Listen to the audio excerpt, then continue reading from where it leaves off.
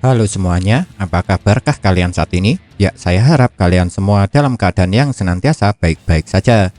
Manga Black Clover chapter ke-261 versi Manga Plus sekarang sudah keluar. Dan jika Manga Black Clover chapter terbaru versi Manga Plus sudah rilis, maka secara otomatis kita akan bisa melihat detil-detil kecil yang pastinya tidak bisa kita lihat di Manga Black Clover versi raw-nya. Oleh sebab itu, pada kesempatan kali ini saya akan membahas detil-detil kecil itu. Nuts, wakil kapten dari Kesatria Sihir Black Bull, sekarang memang sudah diperkenalkan. Akan tetapi karena dia baru dimunculkan dengan jelas untuk pertama kalinya, tentu saja masih banyak misteri yang belum terungkap dari sosok Nuts, wakil kapten Kesatria Sihir Black Bull ini. Seperti contohnya, apakah misi yang selama ini dia jalankan dan sihir seperti apa yang dia miliki. Namun meski belum banyak yang bisa kita ketahui mengenai Nuts, untuk sekarang paling tidak kita sudah bisa sedikit menebak-nebak mengenai kekuatan dari orang ini. Yaitu kalau menurut saya jika dilihat dari tanduk yang tiba-tiba muncul di kepala Nuts, asumsi paling besarnya wakil kapten kelompok Kesatria Sihir Black Bull ini juga merupakan pengguna kekuatan iblis. Karena sampai sekarang penjelasan tentang orang-orang yang memiliki tanduk selalu saja berhubungan dengan kekuatan iblis.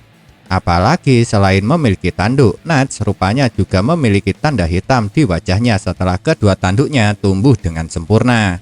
Yang tanda itu sama dengan tanda hitam milik Asta, Dante, Zenon, dan Vanica.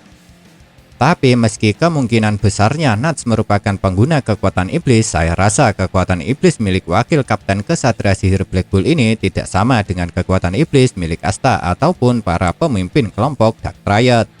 Soalnya jika kalian perhatikan setelah kedua tanduk Nuts tumbuh dengan sempurna dan dibarengi dengan munculnya tanda hitam di wajahnya, di bahu kanan wakil kapten Black Bull ini ada sosok misterius yang ikut muncul. Dan jika dilihat dari tanduk dan ekor yang dimiliki oleh makhluk misterius yang ada di bahu Nuts ini, besar kemungkinan kalau makhluk itu adalah iblis. Meskipun mungkin dia bukan iblis biasa. Jujur saja sampai sekarang saya sendiri belum yakin sebenarnya makhluk apa yang ada di bahu Nuts itu. Akan tetapi sampai saat ini banyak sekali asumsi yang beredar di dunia maya mengatakan kalau makhluk itu adalah sosok roh iblis. Yang kalau menurut saya meskipun asumsi ini ada sisi masuk akalnya, namun tetap ada kejanggalannya juga. Masuk akalnya ialah jika dilihat dari bentuknya yang memiliki dua tanduk dan ujung ekor yang berbentuk seperti hati, memang kedua ciri-ciri itu identik dengan iblis. Dan mungkin alasan kenapa banyak yang berasumsi kalau makhluk ini adalah roh iblis lantaran dilihat dari caranya menempel kepada Nuts. Dan kejanggalan dari asumsi kalau makhluk ini adalah roh iblis adalah karena sampai sekarang roh-roh yang kita tahu selalu berhubungan dengan elemen. Seperti roh api salamander, roh angin silphid, dan roh air andin. Jadi seharusnya jika melihat roh-roh yang lain selalu berhubungan dengan elemen, roh iblis akan menjadi sebuah kejanggalan. Oleh sebab itulah karena ada sisi masuk akalnya dan sisi kejanggalan inilah kenapa saya tidak bisa yakin 100% kalau makhluk itu adalah roh iblis. Dan jika nanti Yuki Tabata Sensei pada akhirnya mengatakan kalau sosok misterius ini adalah roh iblis, maka mangaka yang satu ini juga telah berhasil menggiring opini para pembaca manga ciptaannya. Lantaran dia berhasil menggiring opini pembacanya mengenai roh yang selalu berhubungan dengan elemen. Dan ternyata pada akhirnya tidak demikian. Tapi selain perkenalan perdana Nuts di pembahasan kali ini, saya juga akan membahas mengenai detil kecil tangan kanan Asta yang sudah dia korbankan kepada sang iblis. Jika kalian membaca manga Black Clover versi raw, saat Asta baru sadar tangan kanan Asta cuma digambarkan berwarna hitam pekat tanpa adanya pola. Namun menariknya setelah versi resmi Manga Plus keluar, ternyata tidak seperti itu.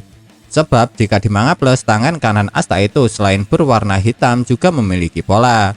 Dan salah satu pola yang paling menarik perhatian saya adalah di bagian belakang telapak tangan Asta terdapat pola yang sangat mirip sekali dengan tanda yang ada di kening Dante.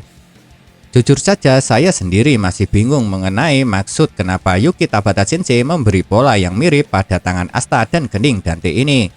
Namun setelah pola ini terlihat dengan jelas, pastinya nanti bakal semakin banyak asumsi dan teori yang mengatakan kalau Asta memiliki hubungan ayah dan anak dengan Dante.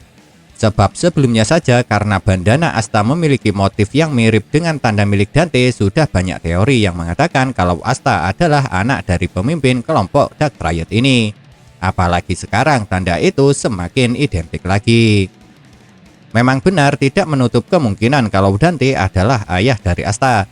Apalagi sosok orang tua Asta juga belum diperkenalkan. Padahal orang tua Yuno yang merupakan sahabat Asta sejak kecil sudah diperkenalkan.